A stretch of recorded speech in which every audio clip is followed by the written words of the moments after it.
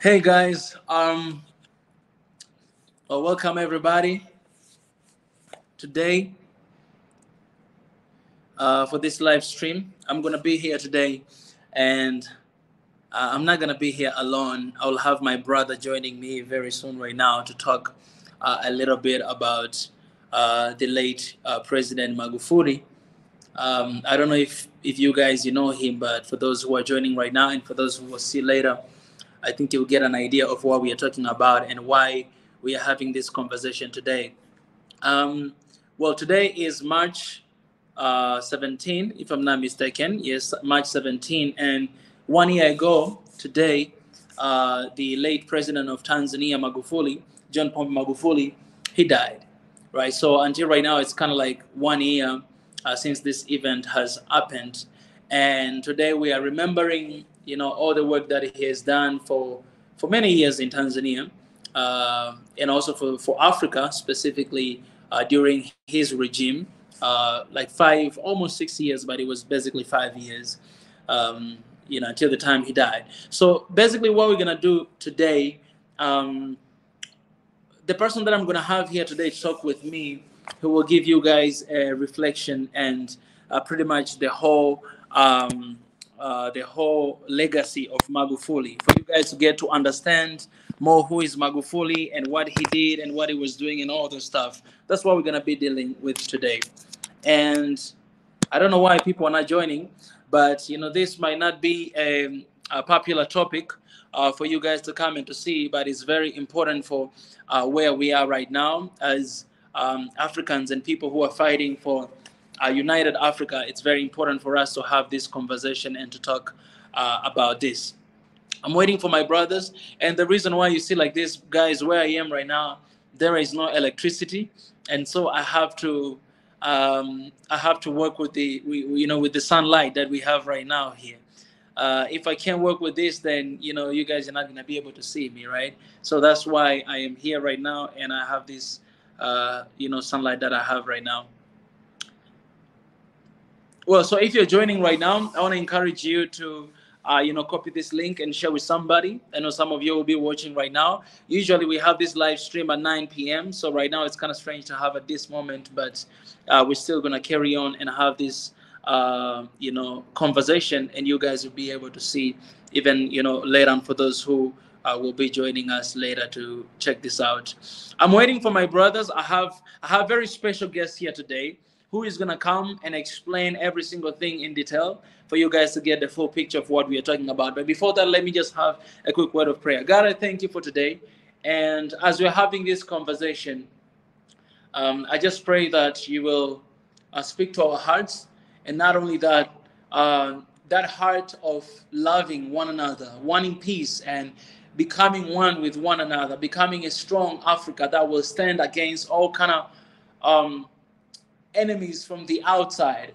And not only that, the Africa that will be developed, the Africa that will stand for itself and support Africans, Africa and African leaders who will stand for their people and defend the heritage, the image, and everything that we do have in Africa. God, you'll help us to understand that. And I pray that at the end of this conversation, you'll help us to align with you. In Jesus' name I pray. Amen. Amen. So let me invite my brother. My brother is still not here. So just give me a 1 second to invite my brother, and you guys, you can connect.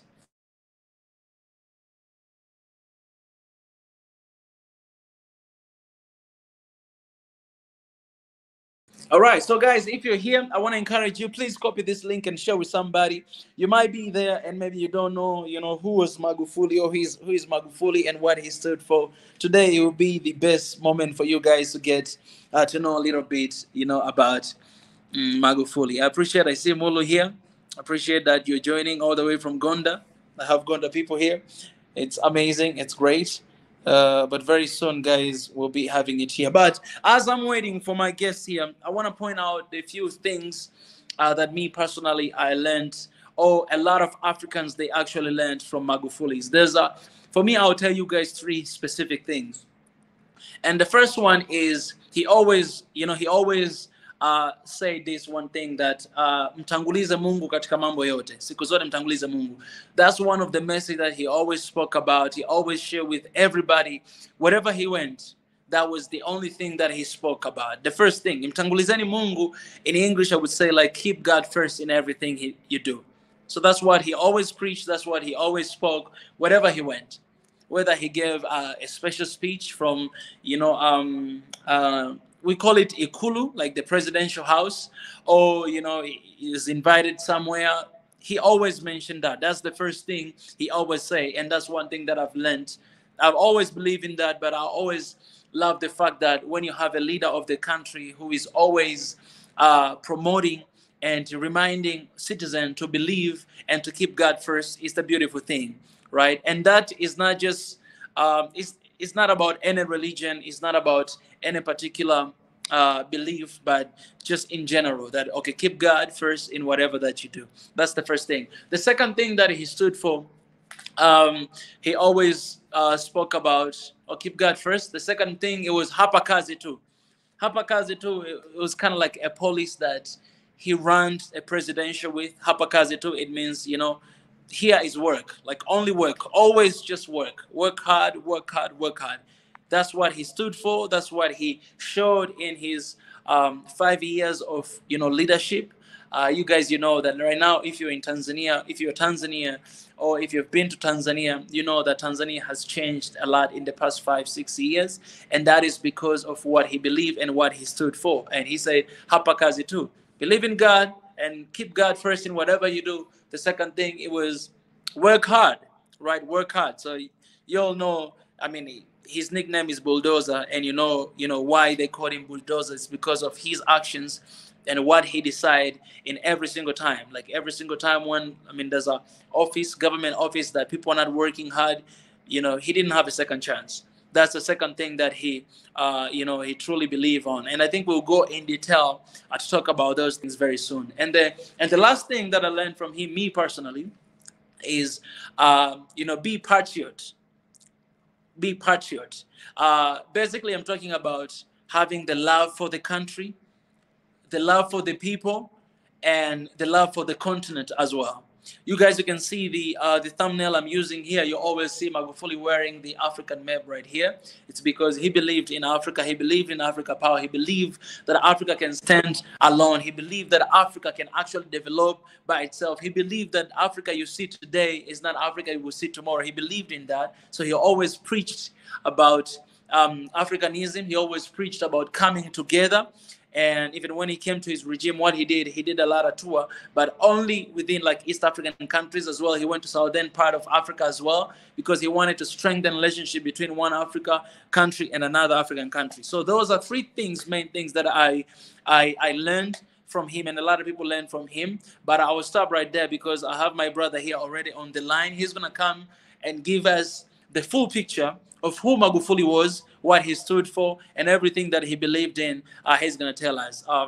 Okay, ladies and gentlemen, give me a chance and allow me to welcome my brother, Yohani. My brother. Yes, brother. How are you? Good. How are you? Man, it's good. It's good. It's great to see you. Well, it's good to see you, my brother. I've always been talking to you, but this is good to have the first session with you today.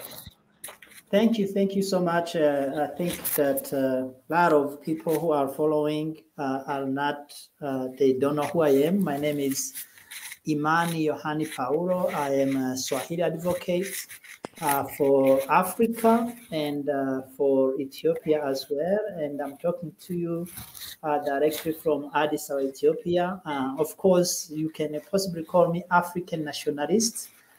Or Yes. Pan-Africa, or anything you want to call me that has to do with Africa. So thank you so much for having me today. Appreciate my brother Yohani. Guys, my brother Yohani right here, he is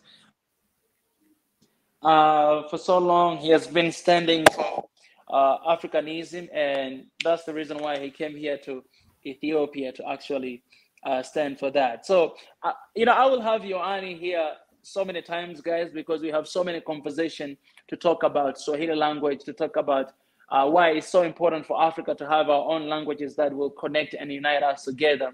We'll have those sessions in the coming days. But for those who are watching right here, right now, and those who will join later, today I just wanted to know more about, Magufuli. There's a lot of people here, Africans, who they don't know him.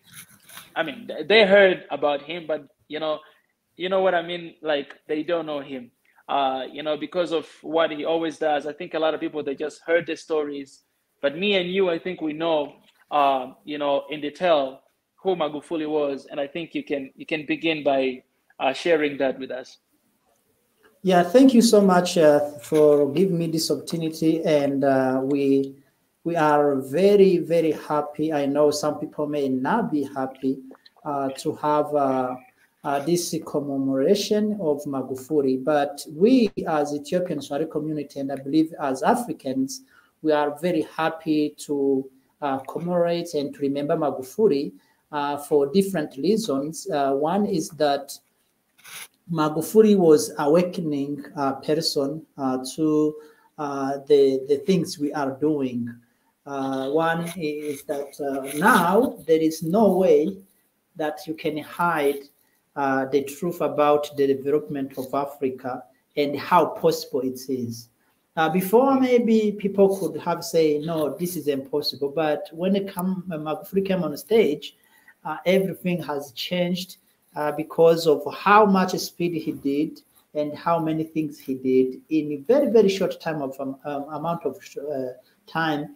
He was able to accomplish a lot of things. So for the points you made about Magufuli not being able to recognize by a lot of Africans, I think this is the reason why we are here in Africa and trying to advocate one common language, because a lot of people do not know what Magufuli did, because everything he did, it was most of his speech, everything he said, it was done in Swahili. So that handle a lot of reasons why maybe people do not know exactly what Magufuli have said. Now, when it comes to what he have done, I think there is one word they say in Swahili that mdomo kaa kimya, kazi naongea, which means that the mouth can always be shut off because the work can talk by itself. So what he have done, there's no question about it.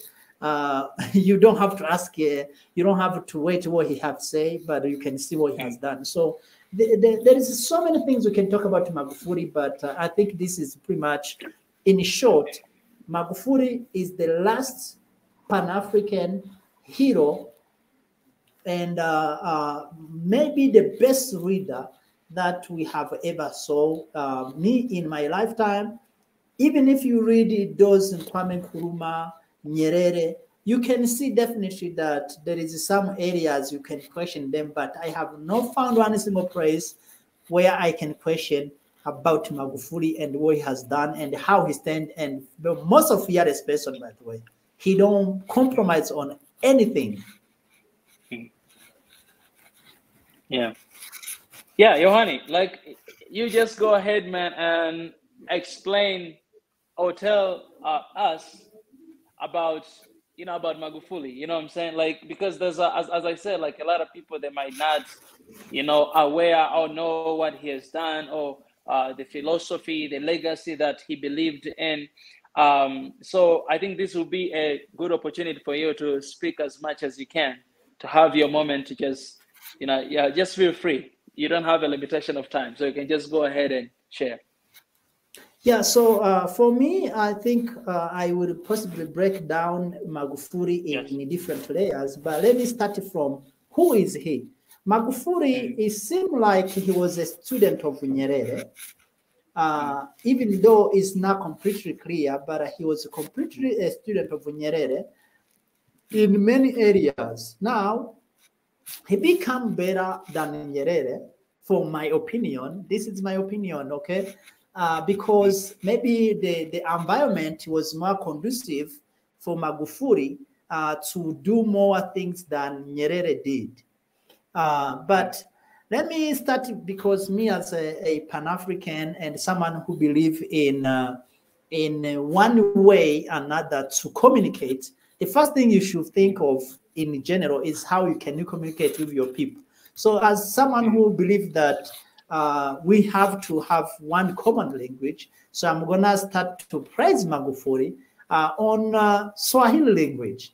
And then I will move on another layers of things has done. So Magufuli became president, and during his time, he extended Swahili he sent teachers to South Africa, and he get it past South Africa to adopt Swahili in 2019.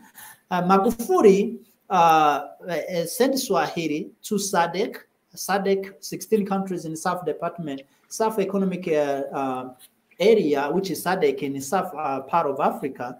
They adopted Swahili in 2019. He also get a Swahili in Namibia and Botswana. He sent so many teachers in Rwanda, Burundi, and South Sudan to teach Swahili, possibly even in Uganda. I'm not sure about that, and definitely in Congo DRC. So he was able to advocate Swahili in that area. Now, anyone who came to Tanzania, it doesn't matter which ambassador, which president, which from China, from Russia, from any other place.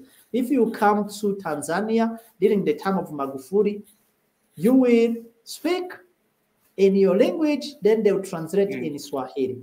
Magufuli never one single day compromised on Swahili. While our leaders, many of our leaders in Africa, when they go outside of Africa specifically, maybe they go to United Nations, they intend to rush to French, they intend to rush to English, they intend to rush to other languages. Magufuli never compromised on Swahili. He was very, very proud of Africa with African language.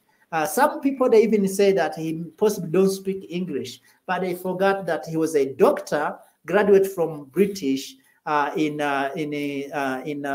science school. So Magufuli never compromised on the part of Swahili language. Now, other things he passed is inside Tanzania, it was that Swahili will be used in court. In justice, he implemented regulations. He called all Tanzanians to use Swahili in order to decide the court or the court case, which was very, very helpful, because when you give judgment to people who speak no English and you give the court or all the things is written in English, people don't understand. That's why it's pretty much like you are giving them burden to carry. So that is for Swahili. Now, how did Magufuli become president? Tanzania, those who don't know, Tanzania have multi-parties. I can't call exactly which time they adopted multi-parties, but I know it was time of Nyerere. He was still on power, maybe around maybe 90s or something. I'm not sure. So Tanzania have multi-parties, but there is one political party that is always most of the time reading, which is CCM, or Chama cha Mapinduzi, which means Liberation Party. Maybe you can translate that CCM.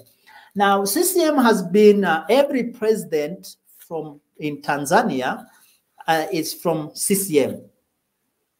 But back in times of the previous president, who was Jakaya Kikwete, there was a lot of things not done well, to the point that average citizens, they start to lose the trust in CCM political party. And the opposition parties, specifically Chama cha Ustawi wa Jamii, or Chadema, they grow more and more as we go. They keep growing and growing. So when there was election, Magufuli was not actually gonna be a candidate for CCM that time. But what happened? There was another gentleman who is very well known in politics, and then who was supposed to be running for CCM as Yohani. Yes. Yohani, for the Chadema is Chama cha Demokrasia na Maendeleo. That's the meaning of Chadema, the opposition party. But also Yeah, but also in this, my brother, inabidi tuwe waangalifu pia, hii kwamba nisije nikapoteza nani yeah, channel. Kwa hiyo tuwe waangalifu kidogo. Yeah, so Okay. anyways, so people, someone who's out to be running for Chadema, he saw maybe he's not gonna win, so he moved from CCM to Chadema, and then he left the open space for someone who no one knows. That's how actually Magufuli ended up to come to be the candidate of to run as president. Now, when Magufuli was chosen the election, I think the votes was 50%, 52%. Obviously, it was almost like nothing there because people just vote for him. They did not know who he was. Obviously, nobody know who was Magufuli. But after he was elected, he said this thing, and this is remain in many African and Tanzanians' mind that he is Mimi ni rais wa wanyonge, which means that I am the president of what? Help me there. Rais wa wanyonge. He basically say I'm the president of poor. Like that's how I can basically translate.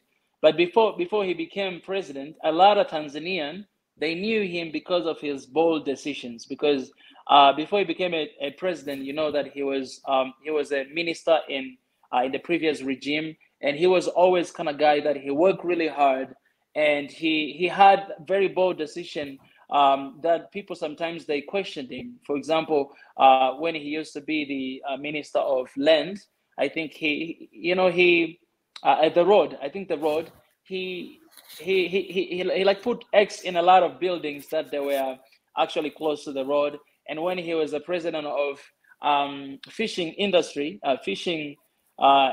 you remember he even knew the amount of fish that all Tanzania had, like in the ocean, in the lakes, and everything. So a lot of people they knew him because of his bold decisions.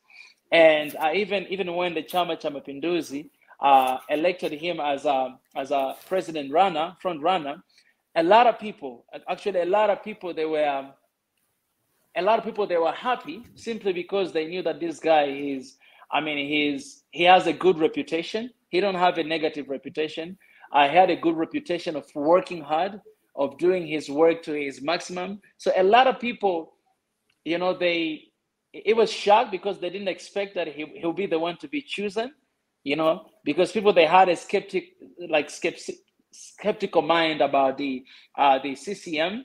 But when they elected Magufuli, a lot of people they kind of had a hope that, oh, this is the guy. I think this is the kind of leader that he might be needed, and I think that's how he was elected. And a lot of people, I think, even a lot of people that they were opposite from the main party CCM, they actually began to support because they had a faith in Magufuli. He was kind of like the man that people they had faith in. That's what I can say. Yes, definitely. Those who know him, they knew that he's someone who is completely honestly and with a lot of integrity. But a lot of people did not know who is Magufuli. Rwasa and the other people were very well known. Rwasa was the one who moved from CCM to another political party. So people did not know, like in general, who he is. But those who were working or have a chance to see him or to meet him, they knew exactly he's a lion, okay? They definitely knew, and which he turned to be, by the way. So when he became president now, let me tell you the good story about Magufuli. When he became president, there is something, the first thing he did, it was to go to Seaport, Dar es Salaam Seaport, and to check what was stuck in there. Dar es Salaam Seaport was the place where that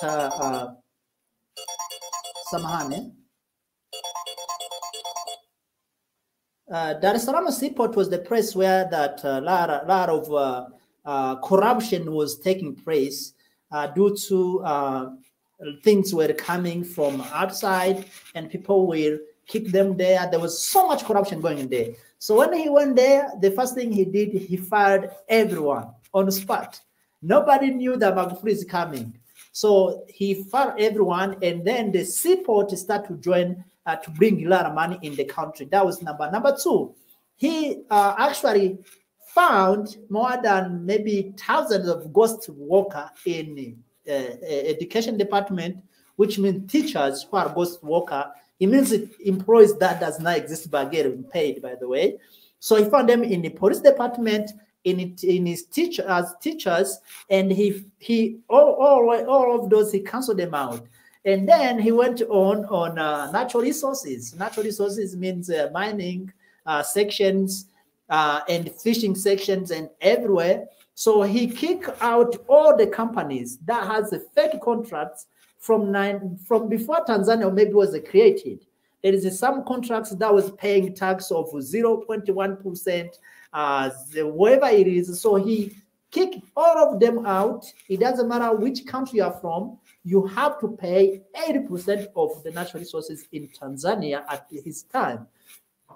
And which get a lot of Pan-African entities very angry because he kicked them out. So they start to say, oh, he's a bad leader. They start to misinterpret his work on media specifically. They call him a dictator. And then he went on transportation. I think if there is anything Magufuli has done completely that you cannot rest on the hearts of African and Tanzanians, is transportation. Tanzania had no airline. I don't know when it was before Air Tanzania was there, but I don't know when it stopped. I can't really tell you which year. But that time when Magufuli became president, he revived Tanzania airline from 0 to 9 biggest airplanes now are on ground. So they go from Tanzania to China. They go to from Tanzania to South Africa, and now they are even walking to Tanzania, UK, Tanzania, India. Yeah. Yes, yes. So that one was something that did not exist before Magufuli. Now, for the train, you cannot even count how many trains Magufuli started to the project or the road for trains. There is one from Tanzania to Uganda, Tanzania to Congo, Tanzania to Burundi, Tanzania to Malawi, Tanzania to maybe Kenya, I'm not sure, but I think there is, I saw one, and Tanzania to Mozambique. So he built those train rail, and he also built like no one can count how many highways or bridge that Magufuli built in Tanzania. Nobody knows how many. But also, do not forget that electricity, each village in Tanzania have electricity in less than 5 years of Magufuli. There is no one single village that Magufuli did not bring electricity. He built 5 dams. Small dams, not like Renaissance dam. I'm talking about small dams, but some of them are big as well. So he built the Nyerere, Bora Nyerere, he built and so on. So there was so many things Magufuli was able to build in 5 years. And the most important thing I want to highlight for my fellow Pan-Africans, Magufuli never ever talk about Tanzania before he talk about Africa. No one single day. If he's talking about the economy of Tanzania, he will start from Africa. If he talk about anything, he start from Africa. Magufuli never ever believe in any other thing more than Africa. You can call him Tanzanians, but Magufuli never mentioned himself as Tanzanian, unless maybe it's something being specific. On the suit of Magufuli, you can see that from the day when he was chosen until when he died, the last minute, he never put Tanzania flag on his suit here or any other flag. He always put African flag. So Magufuli was a true Pan-African. Now, when it comes to the diplomats, when Magufuli became president, he cut all the resources were going to diplomats. You know, these diplomats, maybe ambassadors to United Nations, to African Union, to China, to wherever it is. So he cut the budget, and the money they were taking, which was possibly not clear, he cut all of that down. Now, he also went on and start to advocate actually the unity of Africa. Magufuli, he did by creating the good neighborhood with every country in Africa. There is no any single country in Africa that will say that Magufuli was a bad neighbor. Maybe those who are next to Tanzania, they were all agree, and they can agree and support this, that Magufuli have no conflict with, no one single country has conflict with Tanzania in terms of when Magufuli was president. So I don't know if I forgot anything, but so far that's what I can tell you. But also one thing very, very important is that Magufuli never left Africa when he was president. He never take airplane and go inside of Africa. He stayed in Africa, and I think the farthest place he went to, it was maybe South Africa, possibly. I don't think he has went even in West Africa as well. Why did he not go? Because he believed in work.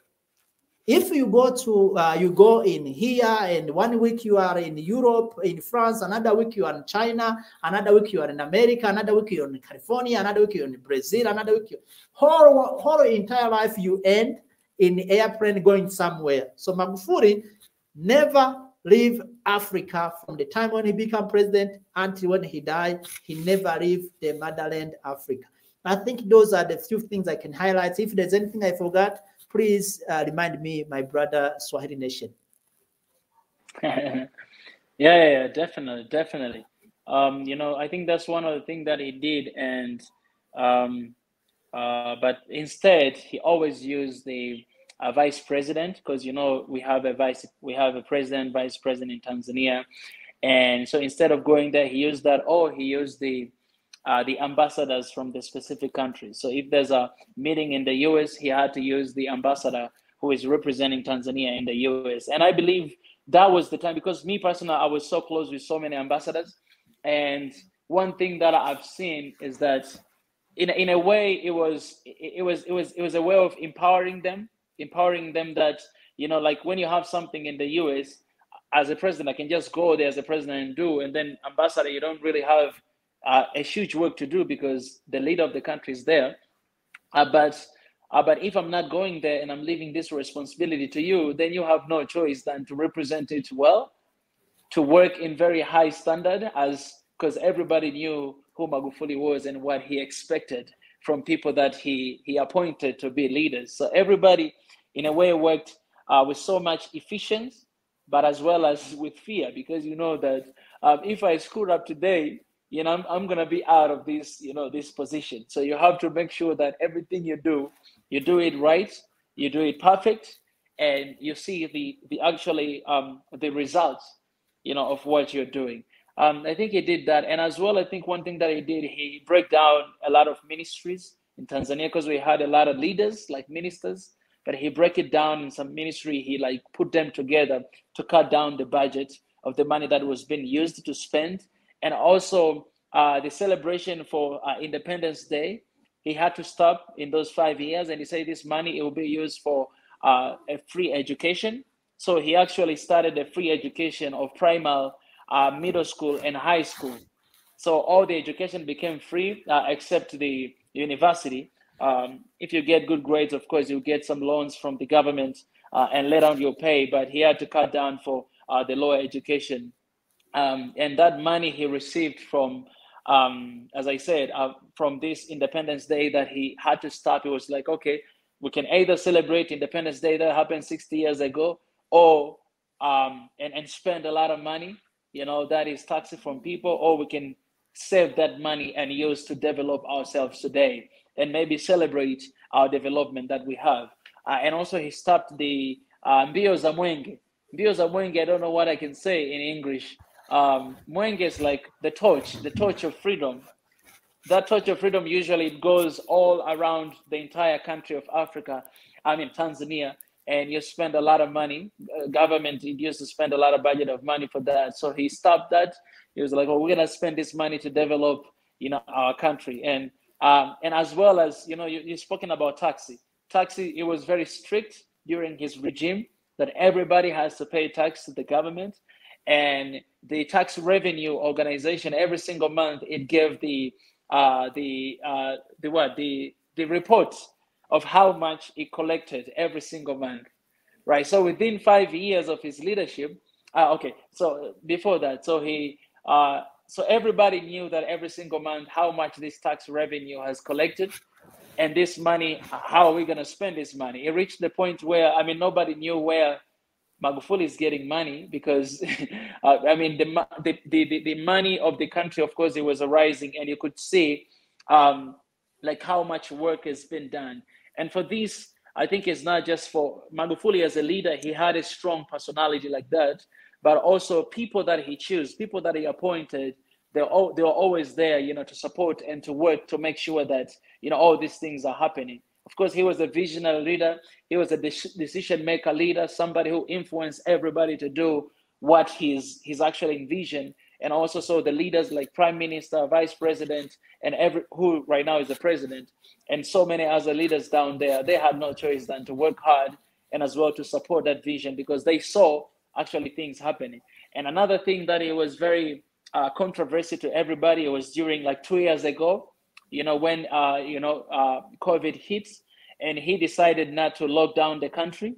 You know, he decided not to lock down the country because he believed that this is more of economic war, you know, more than, you know, anything else. So he decided not to lock down the country, but he always, you know, preached and advised people that, you know, whatever that health things that you need to take care of, you know, you can take care of that. So I remember my dad, he's the leader of the church. And I remember even at that time, they had to put like, you know, the water in the churches for people to wash their hands whenever they come. They have to make sure that they keep, I mean, you know, usually in Tanzania, you hug each other, you hold hands. But my dad was telling me this, that in his church, they had to keep that, not to hold hands and all those things. So they took all precaution. But at the same time, because Magufuli, he was kind of man that he believed in God, he believed in the power of prayer, and he didn't lock the country.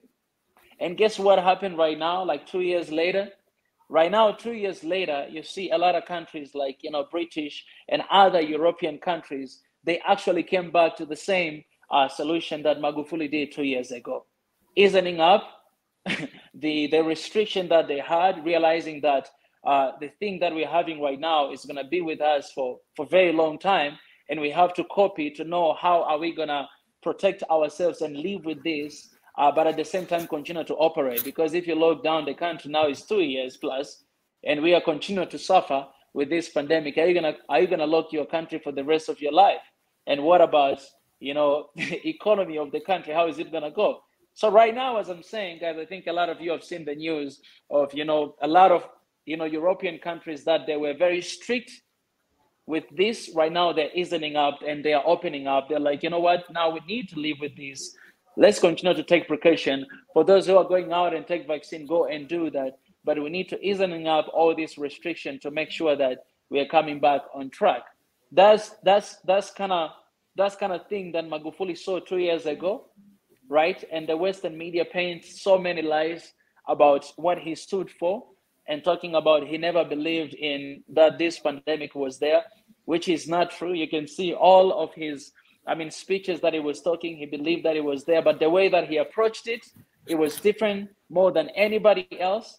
And right now the world is actually applying to what he was, doing 2 years ago. But they cannot admit that, oh, this was the right approach, but now everybody's following that. So these are kind of things that I think I can add to what he did and his regime. And it's important for me to say this before I give you a chance to share, that he didn't do everything right, because Magufuli is not God. Every leader out there, no leader out there can do everything 100% right. No one can do that. Like, if we sit here and assuming that he did everything right 100%, we'll be lying. Nobody can do that as long as you're a human being. But what he did for the country and for Africa is more compared to so many leaders what are doing out there. It showed how kind of man he is, the boldness, the fearless, and the confidence, the resilience that he showed to stand and to apply what he believes in, to talk about things that a lot of leaders, they don't want to talk because it's very sensitive things to talk about, being brutally honest with how other nations or other countries, I mean, other continents, they're looking to exploit and to take advantage of Africa. Boldness, to talk about that boldness without scared anything is something that, it needs to be acknowledged. And it's something that we as Africans, we need to actually learn. Because I always say that, message is more important than a messenger. So him as a messenger, he is gone now. He's no longer here. But his message is still living in our hearts, even to this very moment. So he is gone, but today, me and you and everybody out there, we can actually be messengers to believe in Africa, to be patriot about our continent and our countries, to stand for our people, to stand for those who cannot stand for themselves, and to do everything that we can do to make sure that we have the best Africa, because that's what he stood for, that's what he believed. At the beginning, I mentioned 3 things that he taught me and a lot of people out there. The first thing he always say that mtangulizeni Mungu. Tangulizeni Mungu, it means keep God first in everything that you do. The second thing, it was hapa kazi tu. Work hard, always work. And even the vice president, who is the president right now, Mama Samia, she once mentioned that they didn't even know what time he was sleeping, because he will always, be awake, and he will give a call to the, Madam President early in the morning that, hey, are you still sleeping right now? It's the time for work, right? So he believed in work, and you have seen what has happened in the past 5-6 years ago, right? And also the last thing, be patriot, kuwa mzalendo, love your country, love your continent, love your people, work for your people. And that's why in 6 years, in 5 years, Tanzania, it was the lowest. It was when you look at the economic position, it was actually the lower country, right? It was up there, down there.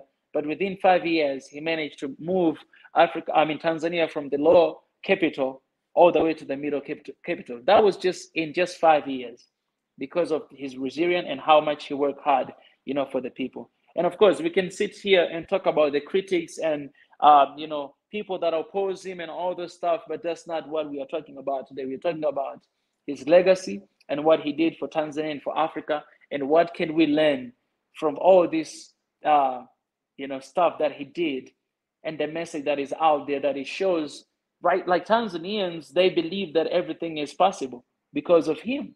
They believe that, we can actually work for ourselves. During his regime, a lot of Tanzanians, they became billionaires because of mining industry. Mining industry, they're always foreign companies. They were benefited from the resources from Tanzania. But when he came, he said, I want my people to be benefit. So local miners, they actually, who got all this, like tanzanite or gold or copper, they actually sold to the government, and they became billionaires, something that never happened before. So all Tanzanians believe that, you can actually be successful as long as you work hard, as long as you keep everything that you have, you can actually be successful. They believe in that. They stood up for that, and and that's what happened. And not only that, but another thing that I can add to that. Sorry, I'm muting you a little bit because it's too noisy. I will mute you very soon. Exactly. Yeah. So, and another thing that I can add before letting Johan as well to share his final thoughts. What was that point? What was that point? Yeah. So when it comes to collaboration, Magufuli, he was never anti-West. He was never anti-West. He was a man who believed in Africa, loved Tanzania, but also he was the man who wanted Africa to be respected, because we have the resources, we have people, we have everything that we have, but a lot of contracts and a lot of agreements that a lot of African countries have with foreign power, it's not fair. It's not 50-50. So he was kind of man that he believed in 50-50, that, okay, if you want to come and you want to invest in my country, you have to make sure that we as the people of Tanzania will benefit. in the leadership of your organization, you need to have our people who will be there to make decisions. So he was kind of man that he believed in his own people, and he hated when he saw that Tanzanians, they were exploited by the Western power or any other power, or Africans are exploited. He was kind of man. Basically, that's what he believed in, and that's the reason why they hated him so much. He believed in that, and he wanted his people to be benefit from their own resources. That's what he spoke all the time, always. And this is what all Africans should believe, because it's actually abnormal for us to continue to struggle, and we have our own resources. I shared before that Niger uranium, it's giving 40% electricity to France, while 86% of Niger people, they don't have electricity, they don't have power, and they have the resources. So these are kind of things that he was always fighting for, and and it's a big lesson to all Africans, us here, to remember that and to keep that in our heart. And that's the reason, that's the spirit that we need, all of us, to stand for our people and for Africa. Yes, my brother, I'll give you a chance to to say your final thoughts as well. I think I spoke too much. All right, no problem. So there is a few things I want to pick back on. The first thing is the interest of Africa. Interest of Africa is not being presented any place. Even now, Russia and Ukraine and the Western countries, they are fighting. When you look, each one of them, they are protecting their own interests. So our leaders has failed us for many, many times, even now, to protect the interests of Africa. And Magufuli was not anti-West or East. He was anti-everyone who does not respect the interests of Africa. So it doesn't matter if it's China, if it's Russia, if it's America, any country.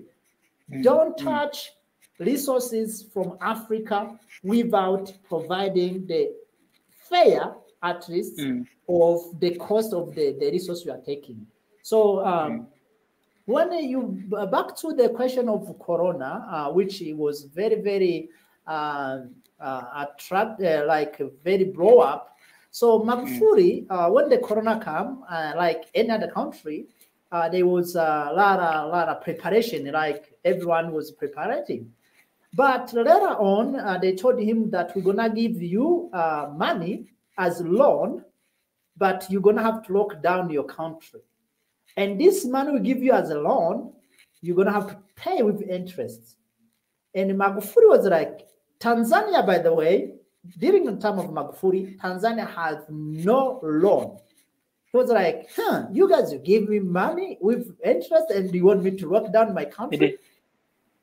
It did have. For that, I'm going to have to correct you a little bit. Go ahead. It did have. Okay, yes, so yes, it did have. Okay, so according to what I know, is that everything he built in Magufuli was not done by the loan from other country. This is what I mean to say. I'm not saying that he has no loan. Maybe there was a loan before and maybe after him.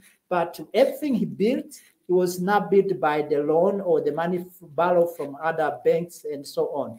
So anyways, so when they said that he's going to pay with interest on it, he said that, no, we're not taking this loan.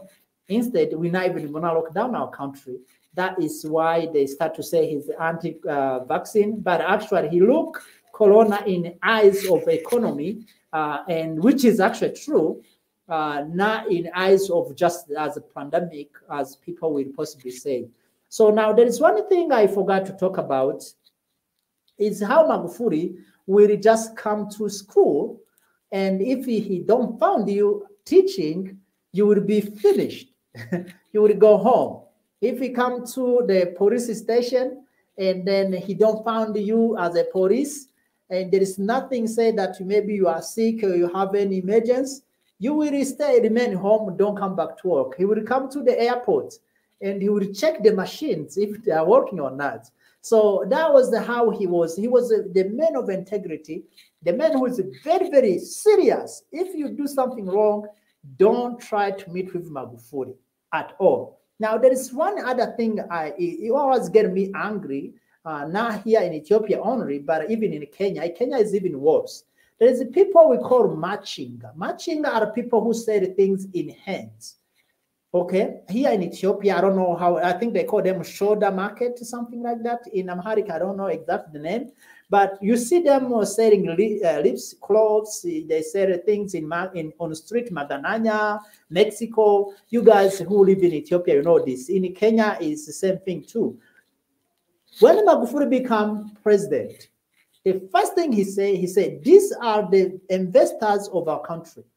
He gave them whole freedom to work, to sell in hands, because this is what he asked. If someone have, let me use Ethiopian birr. If someone have 30,000 Ethiopian birr, can this individual have things in hands to sell? No. This individual is gonna go to rent a place market where he can do the business. So he said the reason why these people are carrying things on shoulders as matching is because they don't have money. So he said when they have money, they will rent a place where they're gonna pay tax. For now, we cannot charge tax to the people who don't have money.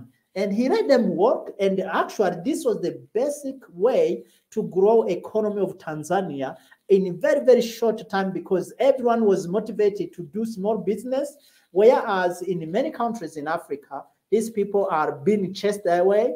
Instead to be, at least to think, how can we regulate these people? When they get money, they will be able to pay tax, you know. So that is another thing I saw on Magufuli, that how he addressed with this matching us.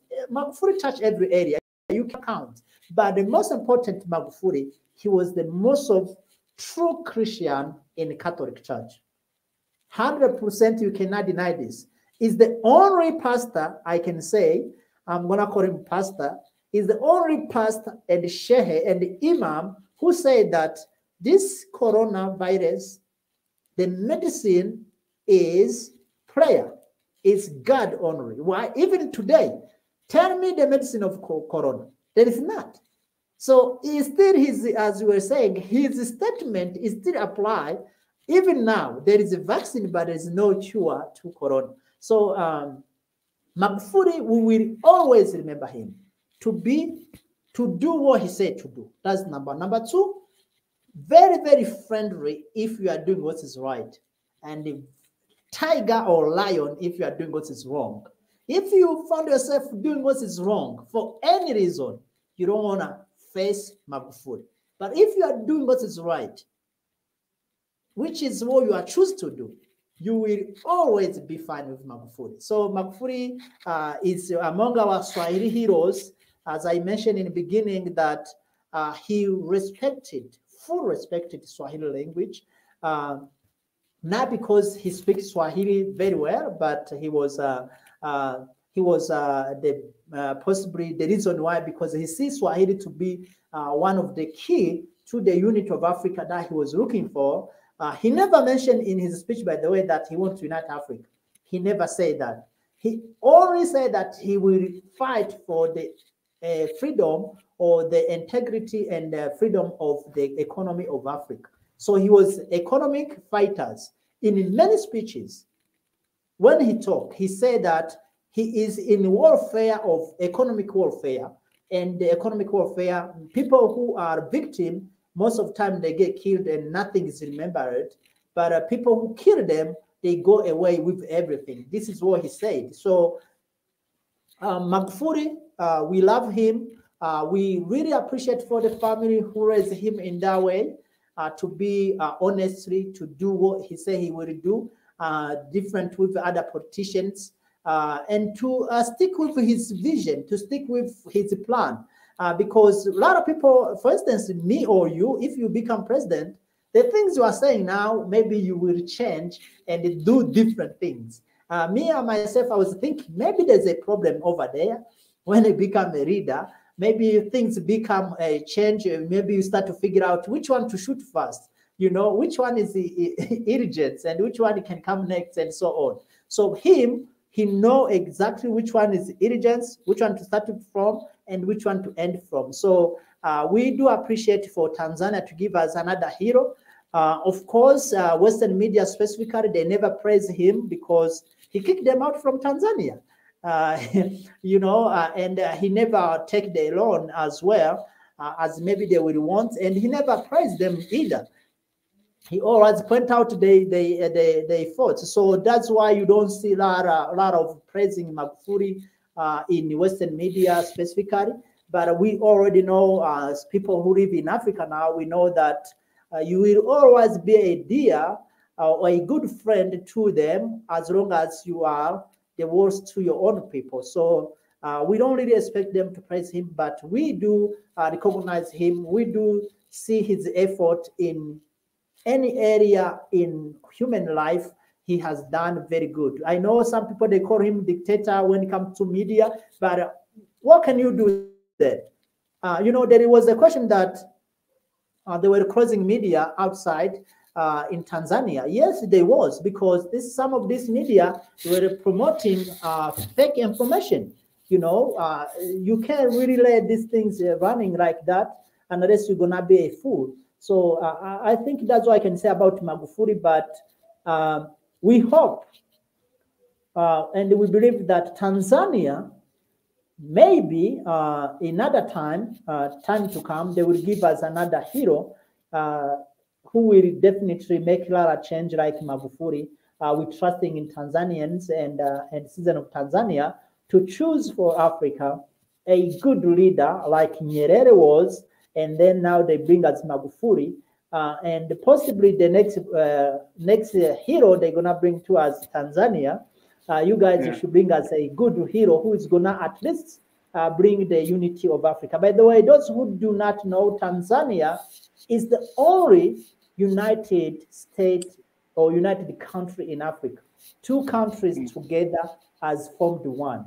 There's no other country that exists in Africa as Tanzania that is united.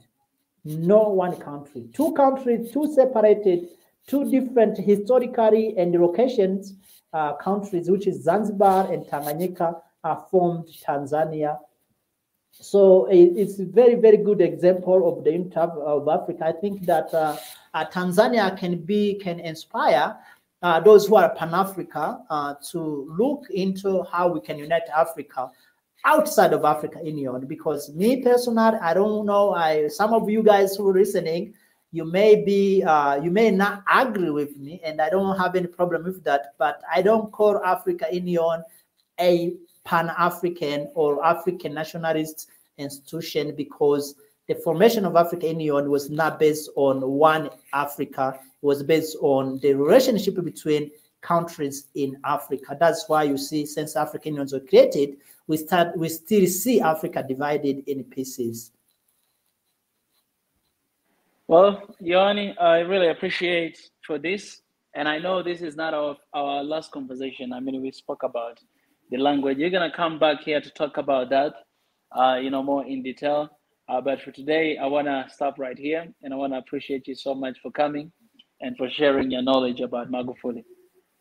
Yes, I want to call my fellow Africans in motherland and the diaspora. One thing I want to tell you is that if you think to unite people, you definitely must think how to communicate with people. You cannot unite one husband and another woman or wife unless there is means of communication. If it's going to be sign language, you may need to establish that. If it's going to be a real language, you may need to establish that. But that is number one. We must think of that. We cannot skip that and go to any other thing. We cannot go to economy of Africa without figure out that. We cannot go to our pride and our history or our culture, our traditionals, our religions, and so on, unless we figure out that. We cannot think of free ourselves unless we figure out that. That is number two. Africa is the home of everyone except those who came to destroy Africa. So if you come with good intention, you are welcome to be in Africa. And we Africa, as some people say, Ubuntu or Ubuntu, whatever it is, we are people who welcome everyone. It's here in Ethiopia, is any other place in Africa, you can see that. So those who come to just visit us, please, you can always stay in Africa. We will be able to welcome you. Now, if you come to conquer us, to destroy us, to steal from us, by using any means, you don't have a place in Africa. Eventually, it doesn't matter how many thousands of years, you will have to go back to where you come from. It doesn't matter if it's 1,000 years. It doesn't matter if the Jews went back to Israel. Because you will never forget. How can you forget? How can you forget someone who come to destroy you? So the Jews in Israel, they went back to Israel after how many years? Thousands? Or whatever it is, maybe 1,000 and some years. So we also, we will send you back. Those who are our diaspora, our African people who live outside of Africa, them also, they have big role to play in building strong Africa and the unity of Africa. I urged and I call up on people in Brazil, our fellow African in Brazil, please come home. Your voice is not being heard in motherland. Black people in America, you guys are very good. There's no question. You guys are Pan-African and you are African more than some of Africans in motherland. So you guys in America, United States of America, I mean, you guys, you are very, very good. People in other countries like Jamaica and Haiti, you guys, you are doing amazing. But Cuba, like Venezuela, Colombia, we don't hear you. Guatemala, El Salvador, we don't hear you. We don't even know that you are there. So please open your mouth and come home as well. And other people of African descendants in Europe and Asia and everywhere, please, you are all welcome to contribute to the future of Africa. That's what message we can possibly give to you. We are in Ethiopia. We love you guys. Thank you so much, Mr. Swahili Nation. I always call you Swahili Nation. People call you Mika. I always call you Swahili Nation. And for advocating Swahili, for having me. You are a Swahili advocate if you don't know that, but your name itself is a part of that. Yeah. So you're a Swahili advocate, Dawa Kiswahili kwa Kiswahili. So we appreciate you. We love you. And welcome to Ethiopia. I hope you are enjoying Injara and Kefti and Dorowat and Minamnam. Thank you so much and good night. Yeah. Good night, my brother. I love you and thank you so much. We'll have another conversation very soon. I'll have you back. Thank you. Thank you so much. Bye. I appreciate it. All right, guys, here you go. And I think today I'll finish by telling you this, guys. I'll tell you something exclusive that I've never mentioned before. But do you know why we are Swahili Nation? So the reason why we are Swahili Nation, it's because, as he explained today here, that Swahili, it's a language that Nyerere, Julius Kambarage Nyerere used to connect 121 different tribes.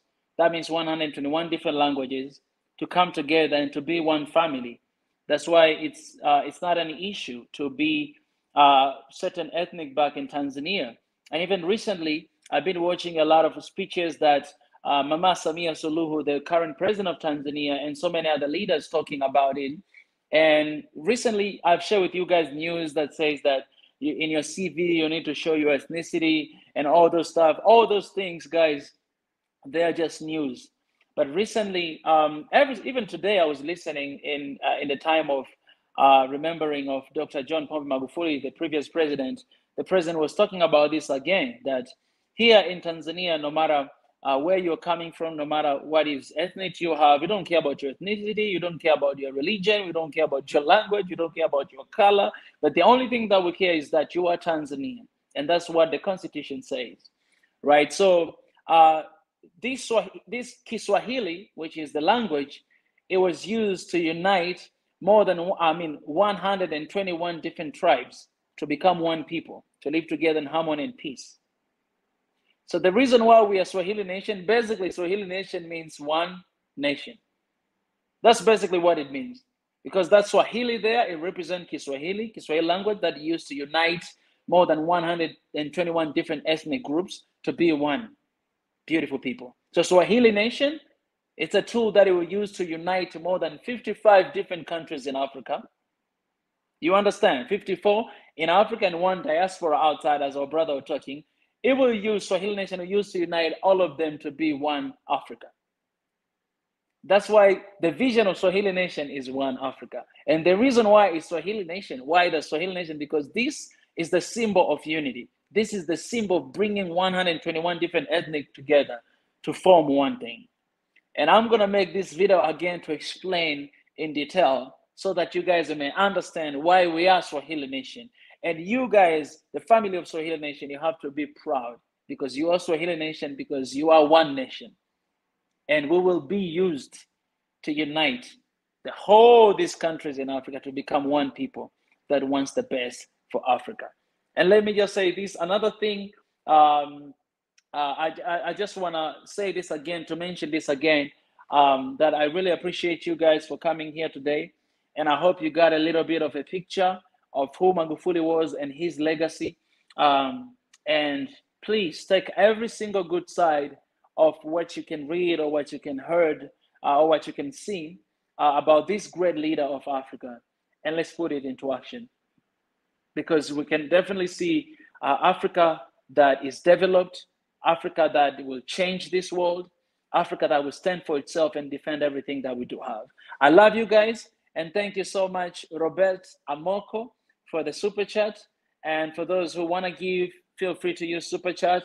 And for those who want to become the members of this family, you can use the link in the live chat, is all the way to the top. And once again, I appreciate the Swahili community in Ethiopia, Mr. Yohani, for coming here to share with us today. We're going to have him again in the coming days to talk about Swahili. And yeah, I love you guys. Keep supporting, share this video as much as you can, because if you look at the news and if you type the word Magufuli, all the news, the Western media, what is talking about Magufuli is just negative.